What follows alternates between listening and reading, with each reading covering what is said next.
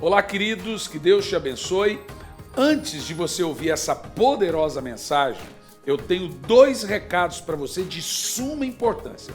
Primeiro recado, eu gostaria de pedir a você com muito carinho, e você vai me fazer um favor para nos ajudar e abençoar o nosso ministério, se inscrever no nosso canal. O segundo recado é você dar um like no vídeo e ativar o sininho para receber as notificações. Um outro recado muito importante é você me seguir no Instagram, porque nós estamos usando o Instagram agora com uma ferramenta bem poderosa nesses dias para evangelização e ensinos e estudo. Bom, mas vamos lá. O recado que eu quero dar a você é que chegou a nós alguns livros de lançamento. Eu sei que você está ansioso para ouvir a pregação, mas é muito importante que você assista esses pequenos minutos, porque os nossos livros contribuem para o nosso trabalho e ajudam muito na evangelização. E eu vou falar aqui de alguns livros e nós estamos fazendo uma promoção nesse kit que eu estou chamando Evangelização e Avivamento. Olha o que chegou na nossa editora, o livro Transferência de Unção. E aqui eu tenho uma frase de John Wesley: eu me coloco em chamas e o povo vem para me ver queimar.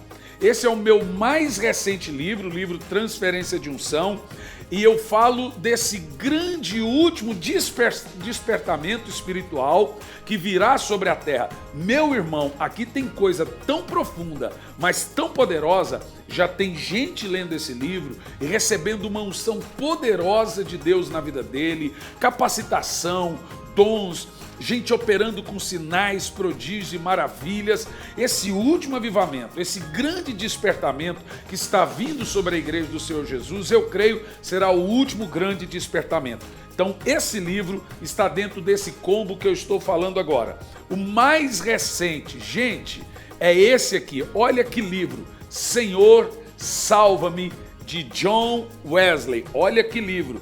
John Wesley é o maior avivalista, evangelista de todos os tempos, desde os apóstolos, entre 1700 a 1791. Esse livro aqui foi um livro traduzido pela nossa editora, eu fiz toda a tradução do livro, traduzido para a linguagem da nossa editora. É um livro feito para você dar de presente para quem não conhece Jesus, dar de presente para quem conhece Jesus e para você. Aqui está tudo sobre o maior e o mais profundo entendimento da salvação. Livre-arbítrio, graça preveniente, justificação. Toda a doutrina wesleyana está contendo aqui nesse livro de uma forma simples, fácil de entender. Esse livro vai ser um dos maiores mecanismos que Deus vai usar, vai por mim, para você ganhar sua família para Jesus. Aqui tem estratégias que Wesley usava para evangelização. Você sabe, John Wesley ganhou mais de 1 milhão de almas para Jesus, em cima de um cavalo. Então, ele tem muito para nos ensinar como passar e evangelizar as pessoas e como ganhar almas. Lendo John Wesley, que Billy Graham também ganhava almas. Todos os maiores e grandes evangelistas, grandes ganhadores de almas, eles são porque aprenderam isso, obviamente no Espírito Santo receberam o ministério, mas aprenderam essa grande estratégia que Deus deu a John Wesley para ganhar almas, ganhar vidas em massa, muita gente para Jesus. Então, lançamento da editora vem, Senhor, Salva-me. Dentro do nosso combo Evangelismo e Avivamento, também tem um livro nosso que veio ano passado, Curando os Enfermos em Nome de Jesus. Esse é um livro que eu escrevi. Esse livro é para ativar em cada irmão o ministério de milagres, os dons de curar. Você vai terminar esse livro e vai receber o impacto de Deus, os 3 dons que mencionados por Paulo na Bíblia, que são dons de poder. Quais são esses dons? Dom da fé, dom de curar e operação de milagres. Olha aqui, curando os enfermos em nome de Jesus. Agora olha o outro livro da nossa editora que você vai poder adquirir dentro do nosso combo Evangelismo e Avivamento. Aqui é de um outro avivalista do século XVII, John Wesley do século XVI, esse é do século XVII, Graça para o Culpado, de Charles Haddon Spurgeon. Também uma grande, poderosa ferramenta de evangelização. É livro que você compra, dá para o católico, dá para quem lê esse livro e entenda o evangelho. ferramenta para ganhar almas. É presente que você dá para quem você ama e quer que ele receba Jesus. Graça para o Culpado, de Charles Spurgeon. E, dentro do combo Evangelismo e Avivamento, esse livro, gente, meu Deus, esse livro de um americano, Steve Swishers, Fogo do Avivamento para Hoje, também junto com o meu livro A Última Onda, Transferência de Unção para o Nosso Tempo. Esse livro vai falar do poder do Espírito Santo que será derramado sobre nós nesses últimos dias. É maravilhoso esse livro, você vai ler e chorar muito no Espírito. Então eu falei para você aqui, de 5 livros do nosso editor, editoravem.com, no rodapé aí está o site da editora, onde você compra esse livro, chega na sua casa em qualquer lugar do mundo. Qualquer lugar do mundo vai chegar pelo correio na sua casa. São 5 livros, Evangelismo e Avivamento, que vai chegar na sua casa, e você adquirindo esses 5 livros, eu vou te dar de presente esse mangá de batalha espiritual para as crianças, que seu filho vai amar, que são as aventuras de Luke, batalha espiritual para as crianças. Então aí vai 6 livros. Os 5 livros e mais a revestinha você pode adquirir pelo nosso site, editoravem.com. Você vai entrar, vai estar lá, combo, Evangelismo e Avivamento. Você vê quantas vezes você vai pagar, vê como vai chegar na sua casa pelo correio. E o combo, olha que presente, está custando R$100 os 5 livros e mais a revistinha de presente, e chega na sua casa. Que Deus possa ministrar na sua vida através da mensagem. Volto a dizer, ative o sininho, se inscreva no canal, dá um like, dá o seu comentário e me siga no Instagram. Que Deus te abençoe. Glória a Deus, louvado seja o nome do Senhor. Meus queridos irmãos, pega a sua Bíblia no Evangelho de João, capítulo 5, no versículo 40. Nós estamos numa série de estudo, que nós estamos fazendo especificamente na quarta-feira, sobre as doutrinas da graça. Deixa eu te falar uma coisa muito importante. Eu fui calvinista por 17 anos e dei aula, fui professor calvinista. E um dos motivos que me fez deixar de ser calvinista foi Calvino. Os ensinos de Calvino, as institutas de Calvino e as condutas políticas e reacionárias de João Calvino. Um dos outros motivos, primeiro, as doutrinas das institutas, depois, a próprio meio, o método de Calvino conduzir politicamente os seus inimigos. E o terceiro, os próprios calvinistas, a maneira como eles lidam com o debate soteriológico, o debate teológico, me fez deixar de ser um calvinista. Hoje, como muitas pessoas eram calvinistas e deixaram de ser calvinistas com um exame mais profundo das Escrituras, né? John Wesley já foi um calvinista, o próprio Jacó Armínio era um calvinista. Nós temos muitas pessoas que eram, D.L. Moody era calvinista, pessoas sérias que já foram calvinistas e deixaram de ser calvinistas através de um ensino mais profundo das Escrituras. Nós estamos abordando, eu sugiro a você que ouça, que assista a série certinha. Se você chegou agora na série, pega a série, as suas duas, a primeira e a segunda, essa é a terceira mensagem, e nós vamos caminhar, vamos aprender muito sobre as doutrinas da graça, o tema soteriológico e ramartiológico das Escrituras. Em João 5,40 diz assim: todavia, vós não quereis vir a mim para terdes vida. Presta atenção. Todavia, vós não quereis vir a mim para terdes vida. Vós não quereis vir a mim para terdes vida.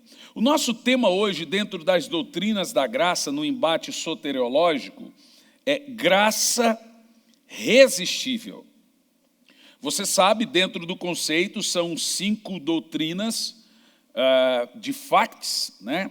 De fatos, fazendo um antagonismo, uma oposição a tulipe calvinista, nós temos 5 pontos do arminianismo. E os 5 pontos do arminianismo é depravação total, eleição condicional ou corporativa. A eleição ela é condicional e corporativa, a aula passada. Hoje nós vamos falar sobre graça resistível e depois expiação ilimitada e depois convicção dos santos, que é o 5º ponto da certeza da salvação, se o crente perde ou não a salvação. Ok, senhores, dentro da introdução, no tema graça resistível,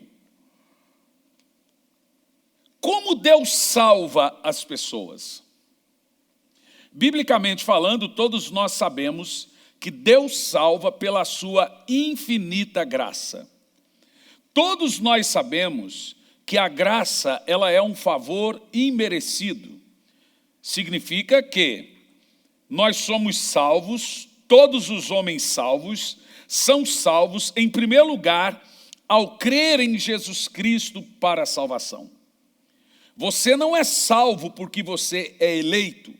Você, em primeiro lugar, você é salvo porque você creu na obra de Jesus na cruz do Calvário.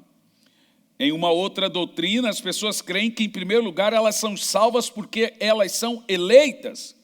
E porque elas são eleitas, então Jesus morreu por esses eleitos.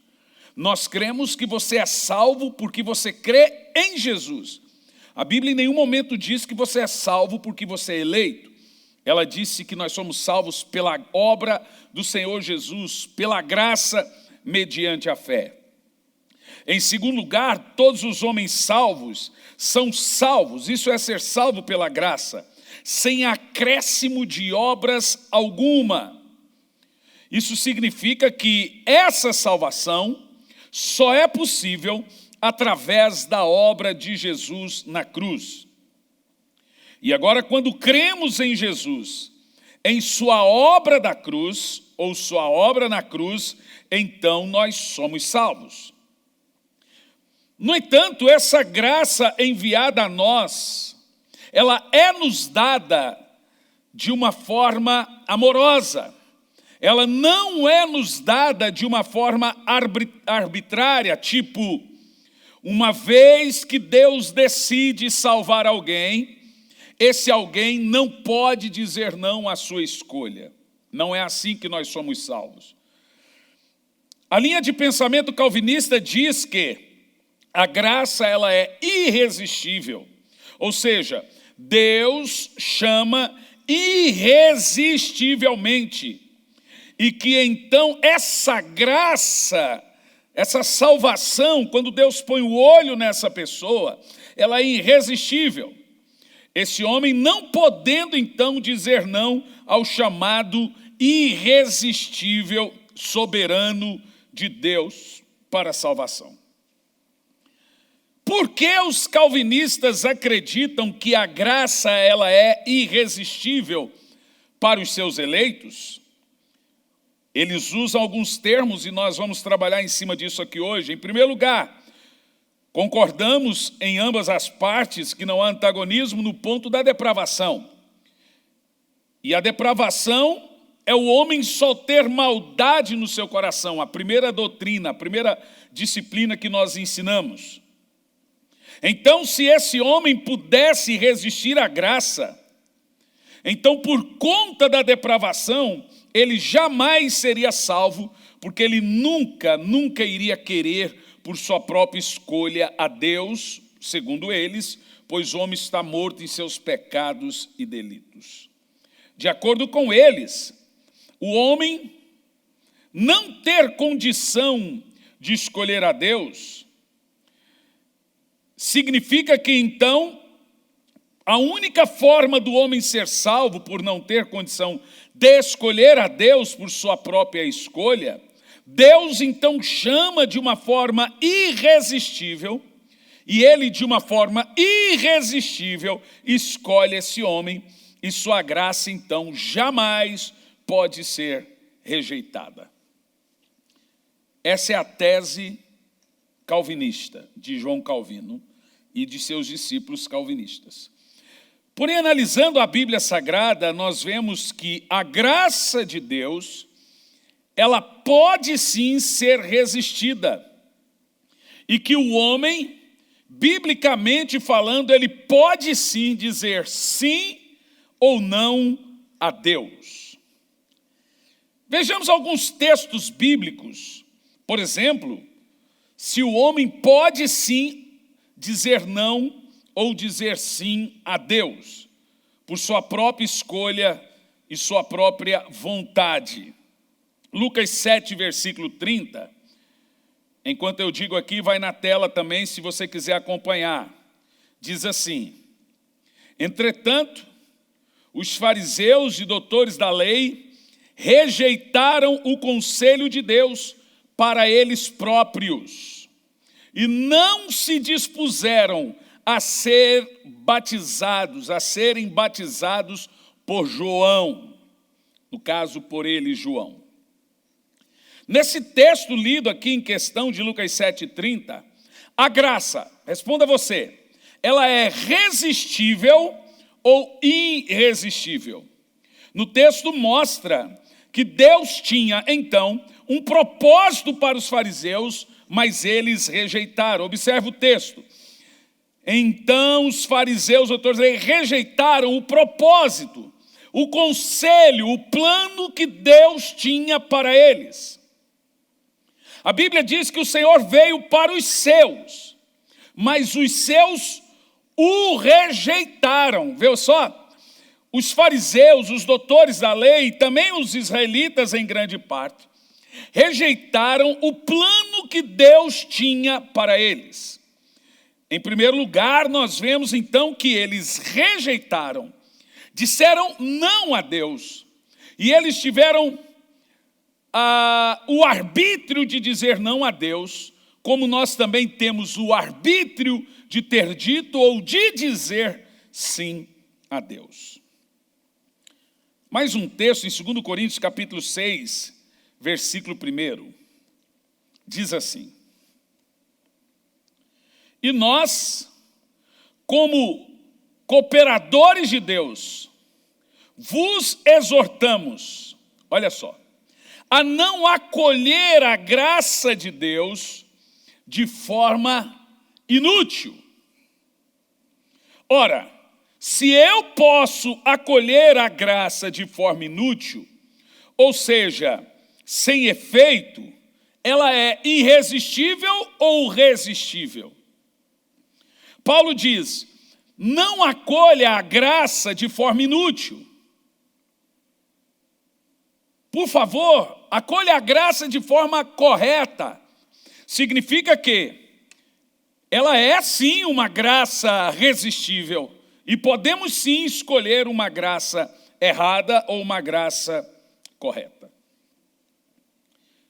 Romanos 2, versículo 4 e no versículo 5, temos aqui mais um texto demonstrando que a graça pode ser resistida ou resistível e irresistível. Olha o texto. Ou porventura despreza, olha o texto, despreza a imensa riqueza da bondade, tolerância e paciência. Veja, o termo despreza a imensa riqueza, mostrando que o homem está desprezando, ele está resistindo a essa bondade, não percebendo que é a misericórdia de Deus que te conduz ao arrependimento. Agora olha o verso 5. Entretanto, por causa da sua teimosia, teimosia em quê? Em resistir, e do teu coração insensível, observa o texto, e que não te arrependes, acumula ira sobre ti no dia da ira de Deus, quando se revelará plenamente o juízo. Em todos esses textos fica evidente, ainda temos mais uns textos, que a graça de Deus, ela não só pode ser resistida, como ela vem sendo resistida, como os homens vêm endurecendo o seu coração para serem salvos. Você está observando aqui comigo? Como eles vêm dizendo não a Deus. Veja, dureza de coração, teimosia, coração insensível, são afirmativas de Paulo, acolhendo a graça de uma forma inútil. São textos mostrando, o povo de Israel preferiu não acatar o propósito de Deus para a vida deles.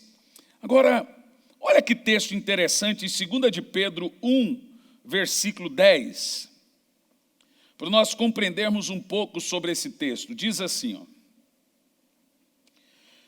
portanto, irmãos, esforçai-vos com dedicação, cada vez maior, confirmando o chamado e a eleição, com o qual fostes contemplados. Pois se agirem assim, deste modo jamais abandonareis a fé. Meus irmãos amados, a hermenêutica sugere que toda teologia deve estar fundamentada, a sua conferência em no mínimo 2 a 3 textos conferindo. Eu gostaria que alguém me mostrasse algum texto bíblico que comprove ou prove que o homem não possa dizer não a Deus. Olha esse texto de 2 de Pedro.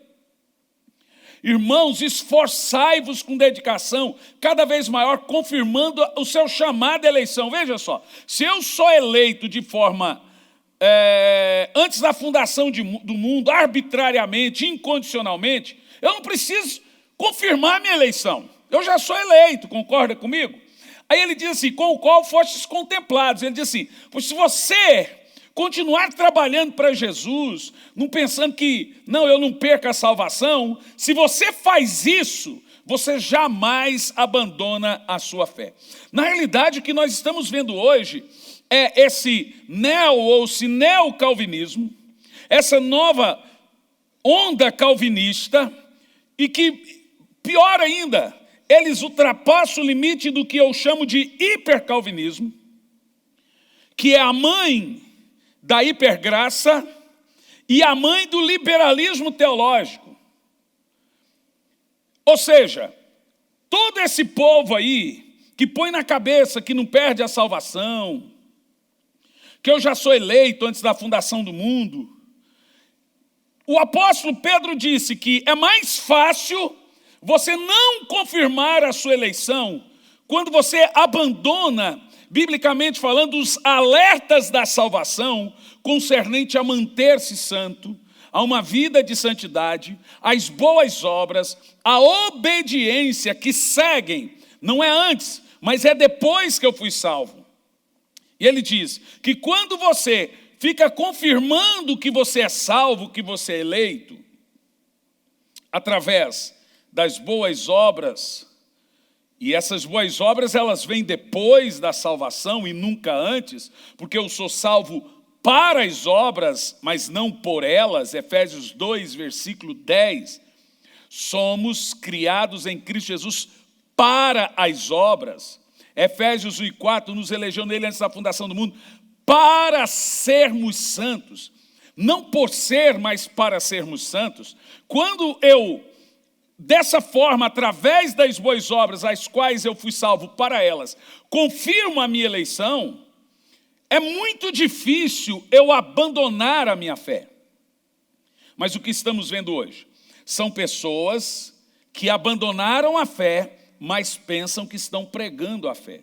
Literalmente, esses são os apóstatas e os anticristos de nossos dias, falsos mestres. Pessoas que abandonaram a fé pura, mas pensam que estão vivendo na fé. Quem são esses? Os pregadores da hipergraça, de uma graça que aceita qualquer coisa, os pregadores liberais teológicos, que relativizaram as Escrituras, não aceitando na sua literalidade e inerrância, e nós já temos, e agora virou uma onda de pregadores questionarem a inerrância da Bíblia e a literalidade da Bíblia, Quando convém é literal, quando convém não.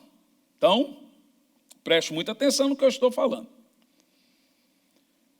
O apóstolo Pedro diz: se vocês fizerem assim, jamais abandonarão a fé. Agora eu gostaria de dar o texto base do início de João 5, versículo 40. Mais uma vez, aqui eu finalizo este ponto sobre o crer em Deus. Todavia, vós não quereis vir a mim para ter de vida em vós. Agora veja bem que coisa incoerente. Nas Institutas de Calvino, os ensinos de Calvino nos diz o seguinte: que Deus já predestinou uns para o céu e outros para o inferno. E aqueles que estão predestinados para o inferno, por mais que eles queiram crer, eles não irão crer, porque eles são vasos de desonra. Nós vamos ter uma disciplina inteira aqui, só sobre Romanos, no capítulo 9, onde está esse texto de vaso de honra e vaso de desonra. De acordo com João Calvino e seus discípulos, seus mestres e teólogos inteligentíssimos, eu quero deixar uma coisa clara para vocês aqui. Os teólogos calvinistas são homens de Deus. Quantos homens piedosos e homens de Deus que nós temos hoje? A gente não está debatendo o caráter dessas pessoas, a unção, estamos debatendo ideias. Quando eu falo do liberalismo teológico e da hipergraça, aí eu estou indo para o campo da heresia. Porque o próprio teólogo calvinista sabe que o calcanhar de Aquiles do calvinismo hoje é o liberalismo teológico, é contra o que mais eles batem, porque é inevitável que quando você entra por um caminho antinomista, e aí que é o problema, você cria um problema dentro da sua própria cabeça em se tornar um teólogo liberal. Ora, se Deus é o autor do mal, eu não tenho que me culpar do mal, e nem pedir perdão a Deus porque eu estou indo para o inferno. Então, de acordo com esse texto, para você entender o que eu estou falando, quando eu comecei a pôr inicialmente as primeiras mensagens da série das disciplinas da doutrina da graça, a primeira pergunta que foi feita a mim: o senhor está esquecendo de dizer? Veja, eu não esqueci de dizer, não era a hora de dizer, porque não fazia parte da disciplina atual. Mas o senhor está esquecendo de dizer que a fé é Deus que dá. Ora, de quem é a fé do homem? Quem é que dá a fé? É Deus quem dá fé ao homem? Vamos ver na Bíblia Sagrada. E eu gostaria de usar aqui alguns textos supostamente calvinistas, os textos que eles usam, para comprovar diante deles, eles usam esses textos para comprovar que a fé é um dom de Deus. Que Deus que dá a fé para o homem, então esse homem, ele está morto em seus pecados e delitos, e até a fé que ele tem em Deus, é Deus que deu para ele. O primeiro texto está em Hebreus capítulo 12, verso 2, primeiro eu vou ler com uma ênfase calvinista, e ao ler o texto, sem uma exegese pura, ou uma hermenêutica interpretativa, a interpretação pura, vai parecer que Deus que deu a fé para o homem. Você quer ver? Ó? Hebreus 12, verso 2.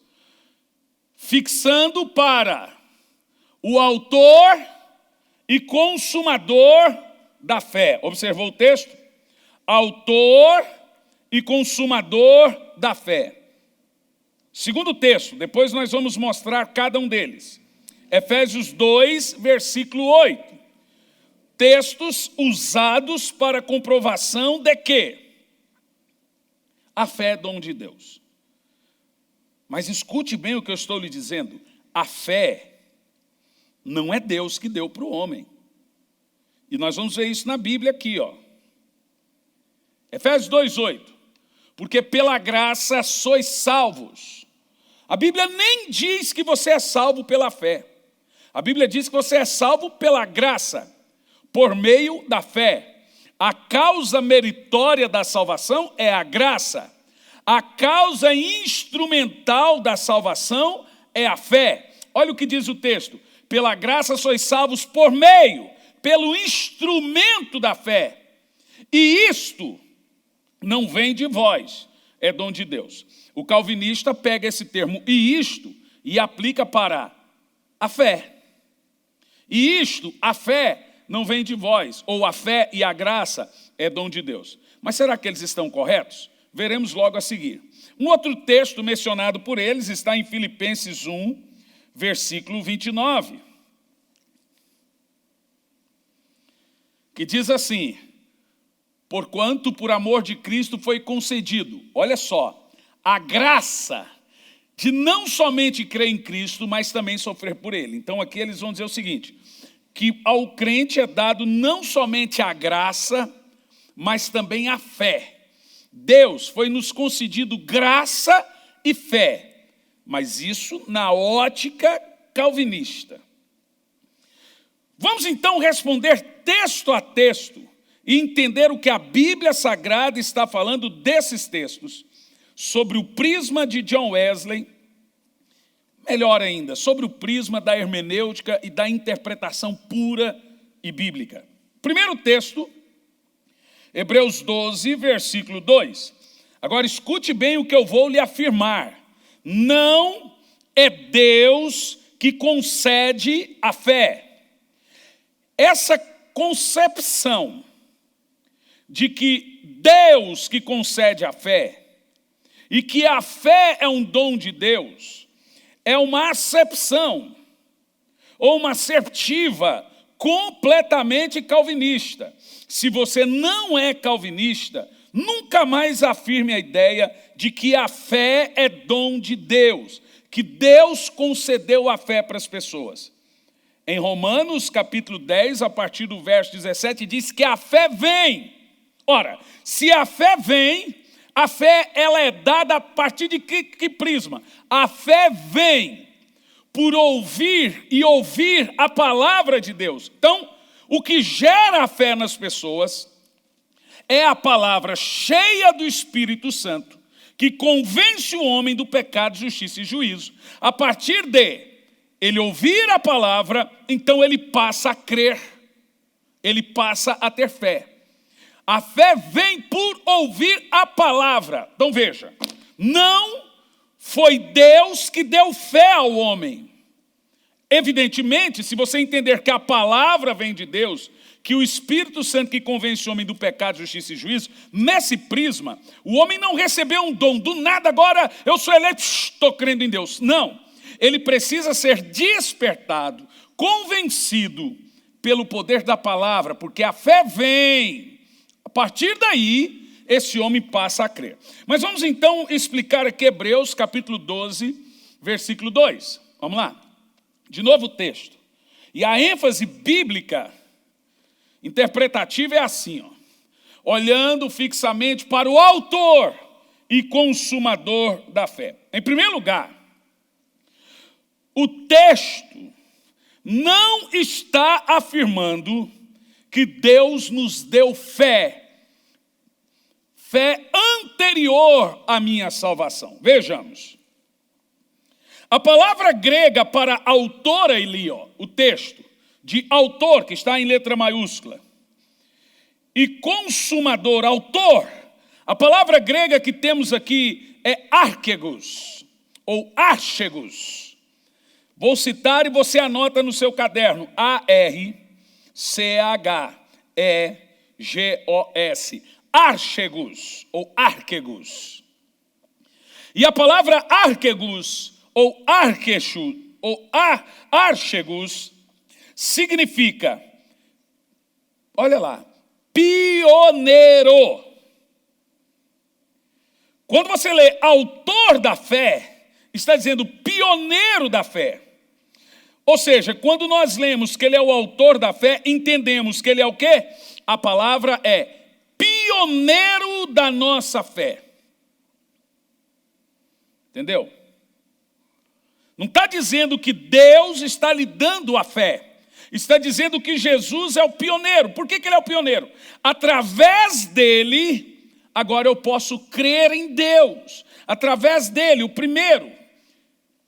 Ou seja, Para você entender melhor o termo pioneiro da fé no termo autor, archego ou archegos, vamos compreender a segunda palavra que temos de Hebreus 12, verso 2, que é consumador.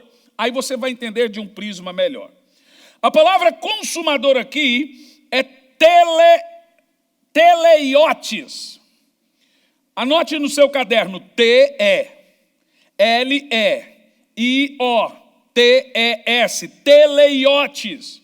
E sabe o que quer dizer teleiotes da palavra consumador aqui de Hebreus 12, 2? É aperfeiçoador. E significa, agora você vai entender o que é pioneiro e aperfeiçoador da fé. É alguém que tem em sua própria pessoa uma fé digna de destaque pela sua perfeição e assim apresenta o maior exemplo de fé. Quando a Bíblia diz que Jesus é o pioneiro da fé, é porque ele é o maior exemplo de fé. E agora ele pode aperfeiçoar a nossa fé. Então, como se transcreve essas duas interpretações de archegos e teleiotes, ou teleiotes? Entendemos o seguinte: ele é o pioneiro e aperfeiçoador da nossa fé. Isso significa que em nenhum momento o texto diz que Deus é quem dá a fé às pessoas de forma, como eles dizem, soberana, de forma de iniciativa dele. Essa fé, ela vem ao homem quando esse ouve a palavra e aceita a palavra. Essa palavra vem por meio do conhecimento. A fé vem por meio do conhecimento da palavra de Deus. O segundo texto, Efésios 2, versículo 8. Vamos ver Efésios 2, no versículo 8. Porque pela graça sois salvos por meio da fé. Esse texto é importantíssimo.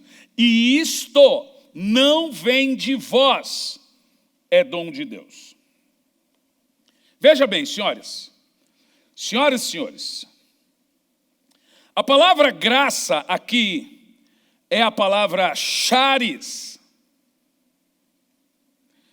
E é um substantivo feminino. E a palavra fé, pela graça sois salvos por meio da fé, é a palavra pistes, que também é um substantivo feminino. Agora nós temos uma preposição. Graça não é preposição, substantivo. Fé não é preposição, é substantivo, ambos feminino. E temos uma preposição, que não é um substantivo. Qual que é a preposição? E isto não vem de vós, é dom de Deus. Mas a preposição isto ali é a palavra grega touto. Deixa eu citar para você as 3 palavras para você tomar nota. Charis, que é a palavra mais conhecida. C-H-A-R-I-S. A palavra crer, fé aqui é pistis. P-I-S-T-I-S. E a palavra para isto ali do texto, da palavra isto não vem de vós, é touto, que é T-O-U-T-O, touto. E veja, não é uma preposição, mas é um pronome demonstrativo neutro.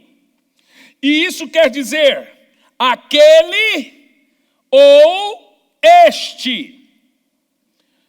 Portanto, este pronome teuto não pode combinar nem com a fé e nem com a graça, que são substantivos femininos. Ou seja, quer dizer que o termo isto não está se referindo à fé, mas está se referindo à obra. Esta obra, ou este ato. Que ato que seria?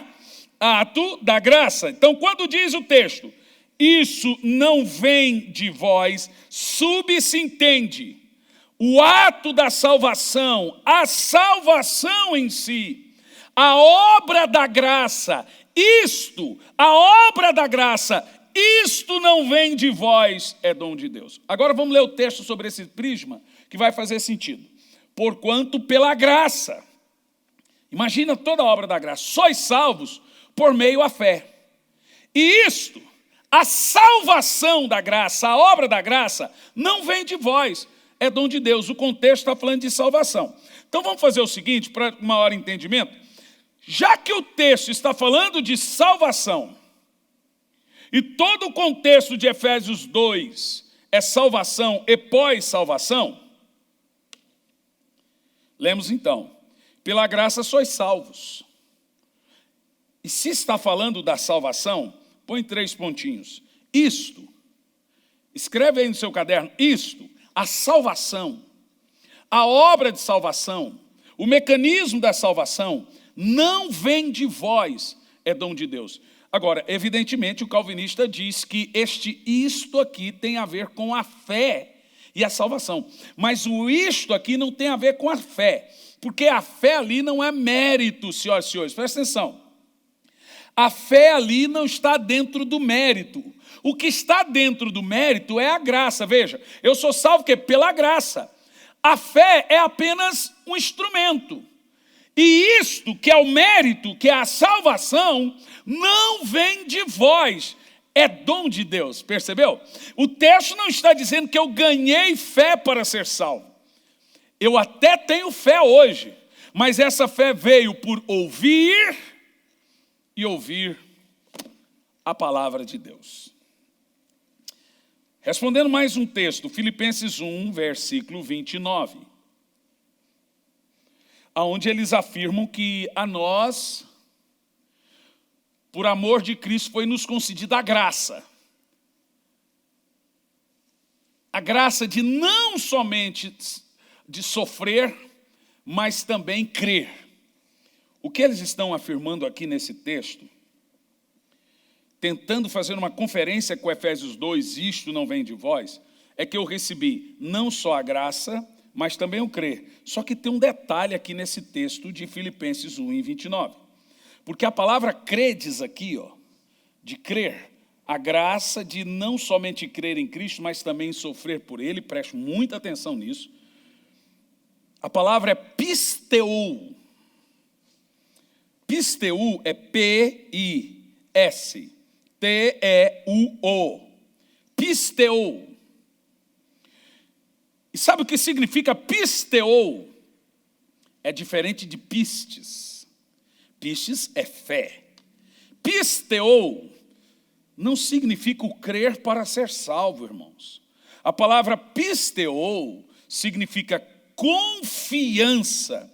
Por que que o texto aqui, porque a vós é concedida a graça de não somente crer em Cristo, mas também sofrer. Por que que esse povo aqui está precisando de confiança em Deus? Porque eles estão sofrendo.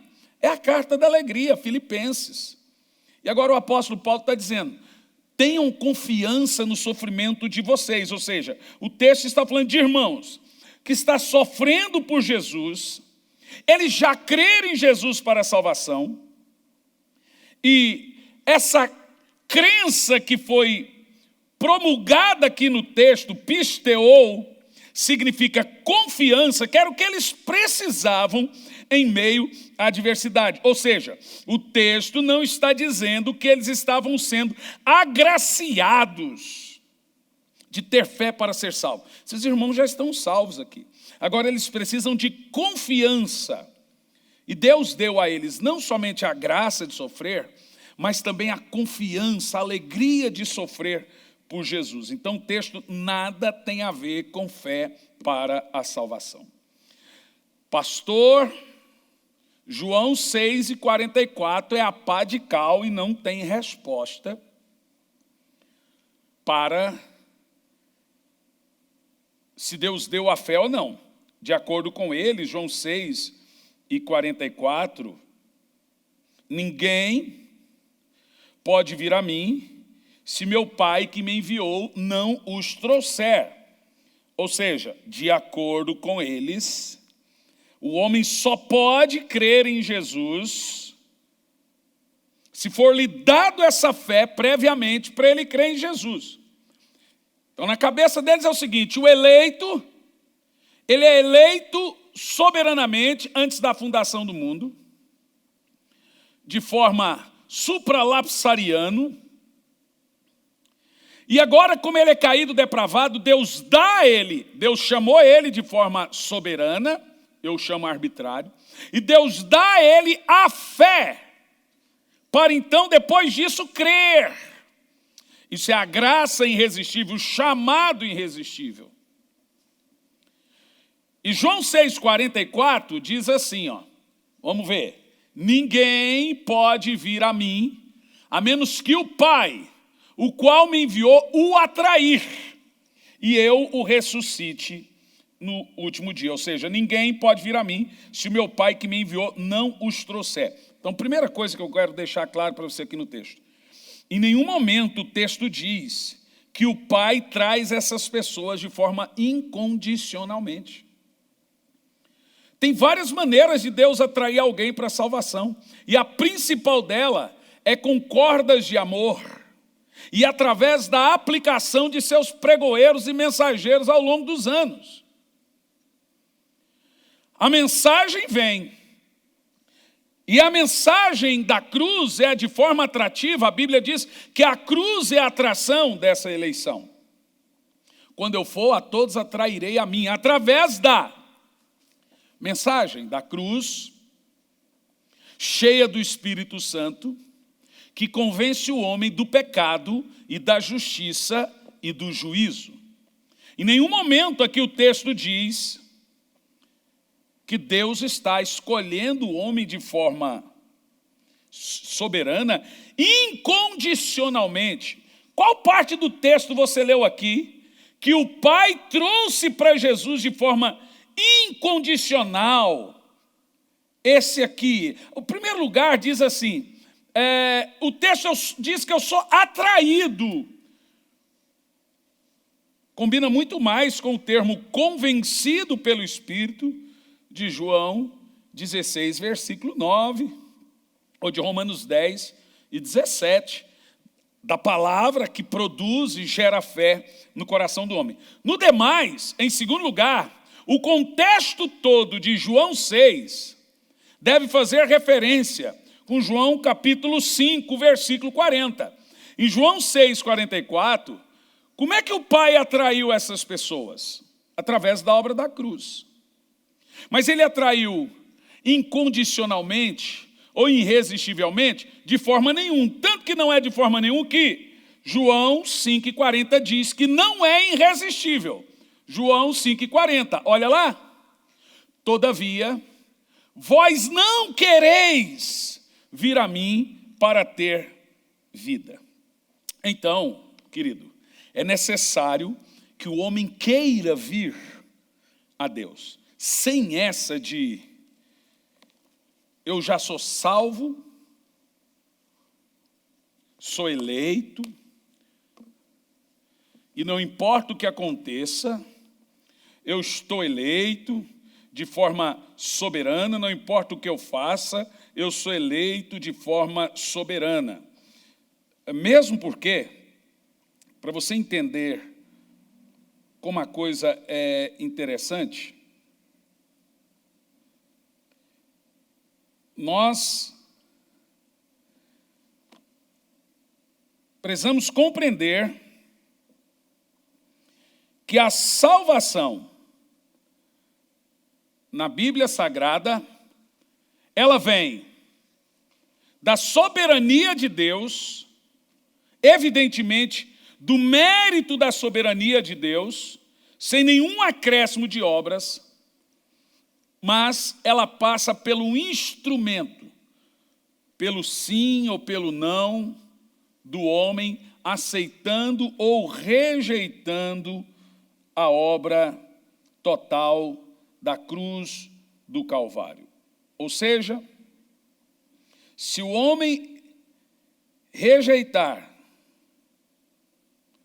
a salvação, esse homem está condenado. Se o homem aceitar essa salvação, ele está completamente salvo. Eu gostaria, inclusive, de tecer aqui alguns argumentos finais dentro da graça irresistível. Nossa próxima disciplina será expiação ilimitada. Jesus morreu pelo mundo todo ou morreu por alguns? Alguns argumentos interessantes. Em primeiro deles, se Deus predestinou alguns e reprovou outros, simplesmente com base na sua vontade, vou dizer de novo, se Deus predestinou alguns e reprovou outros, simplesmente com base na sua vontade, então ele foi arbitrário e não apenas soberano. É um outro nome que deram para arbitrariedade. Nesse caso, ele agiu com injustiça quando resolveu conceder apenas a algumas pessoas o dom da salvação. Um Deus que é amor e que ama o mundo todo, não poderia deixar suas criaturas à perdição eterna sem considerar a decisão de cada uma delas. Como nós vemos em João 3,16, que Deus amou o mundo todo. Em segundo lugar, se a eleição e predestinação não fossem pela presciência de Deus, aula passada, disciplina passada, então os homens seriam seres autônomos. Em outras palavras, então os homens não seriam seres autônomos. Em outras palavras, as pessoas seriam como robôs pré-programados e não amariam a Deus de forma espontânea e livre. Então, a minha tese e a tese de todo pregador consistente é que a soberania de Deus, ela faz muito mais sentido aos olhos da presciência. É muito fácil ser soberano quando as pessoas são obrigadas a me aceitar como soberano. E elas não têm escolha de forma livre. Em terceiro lugar, se a eleição e predestinação fossem de forma incondicional, um indivíduo não eleito, mesmo querendo ser salvo e crendo em Jesus, seria condenado por não ser eleito. Olha que coisa irracional. Vamos lá. Eu, sem ser eleito, sou condenado por uma coisa que eu nem sei por que eu sou condenado. Essa não é a cabeça de um Deus tão poderoso. Em quarto lugar, Deus quer que todos os homens venham a arrepender-se. Veja a primeira de Paulo a Timóteo 2, versículo 4. Deus é desejo, é plano de Deus. Então Deus não pode agir assim do tipo, por mais que você queira se arrepender, eu não vou deixar você se arrepender, porque você não é eleito. Olha lá o texto. O qual deseja que todas as pessoas sejam salvas e que cheguem ao pleno conhecimento da verdade. Ô meu irmão, isso não diminui a soberania de Deus. Isso não diminui o caráter de Deus. Muito pelo contrário, isso revela que o caráter de Deus é irrefutável, é amoroso, é bondoso. Não é um caráter de um Deus que faz de forma arbitrária as coisas. Em mais um texto, 2 de Pedro 3,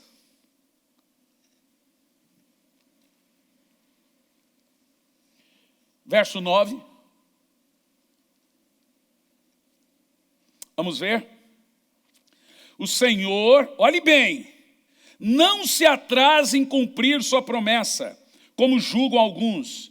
Pelo contrário, Ele é extremamente paciente para convosco. Olha lá o texto. Deus não quer que ninguém pereça, mas Ele quer que todos cheguem ao arrependimento. Deus criou um caminho no meio dessa tormenta, chamada pecado, e a ideia é que o homem seja convencido pelo poder do Espírito Santo, a aplicação do Evangelho, para que ele, por sua própria volutividade, seja salvo. Além disso, não faz sentido algum o texto. A Bíblia diz que Deus não faz acepção de pessoas. Veja Atos 10, verso 34, por gentileza. Atos 10 e 34.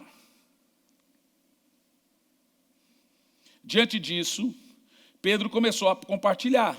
Agora sim percebo verdadeiramente que Deus não trata as pessoas com parcialidade. Não existe nada mais parcial do que a doutrina da dupla predestinação agostiniana e de Calvino.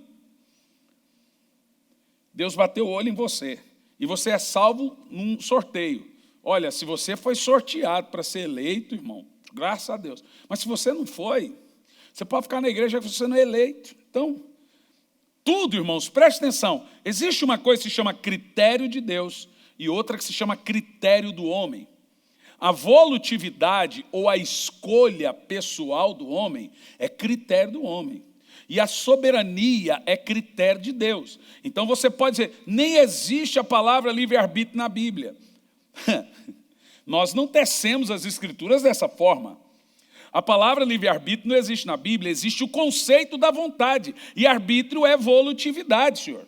Livre vontade, livre escolha, escolha pessoal. Isso glorifica muito mais a Deus do que de outra forma. Veja, Atos 2, versículo 11. Atos 2, versículo 11, por gentileza. Cretenses e árabes, todos nós os ouvimos discursar sobre grandes realizações de Deus em nossa própria língua. O texto está deixando claro que todo mundo ali, no avivamento do Pentecoste, teve a oportunidade de ouvir. E creram aqueles que quiseram, entenderam e debruçaram, inclinaram o seu coração para a palavra de Pedro no apelo da conversão. Ou seja, afirmando que a eleição e a predestinação, no formato incondicional, contradiz as Escrituras, e que a graça ela é sim resistida. E que se você está indo para o inferno, não é porque Deus planejou você para ir para o inferno, não é porque Deus planejou seu pecado, você está indo por sua própria vontade e livre escolha. E se você se converteu, é porque também a palavra de Deus o convenceu do pecado, justiça e juízo, e você, por sua escolha, foi inclinado a essa palavra. E isso já estava previamente escrito lá no livro da vida. Como é que isso funcionou? Deus previu, Ele viu antecipadamente que você iria crer, então Ele anunciou no seu livro. Por isso que a eleição e a predestinação são pelo prévio conhecimento de Deus, que nós chamamos pela presciência de Deus. Nossa próxima disciplina será sobre expiação ilimitada. Iremos mostrar na Bíblia que Jesus morreu por todos. Todo o mundo absolutamente.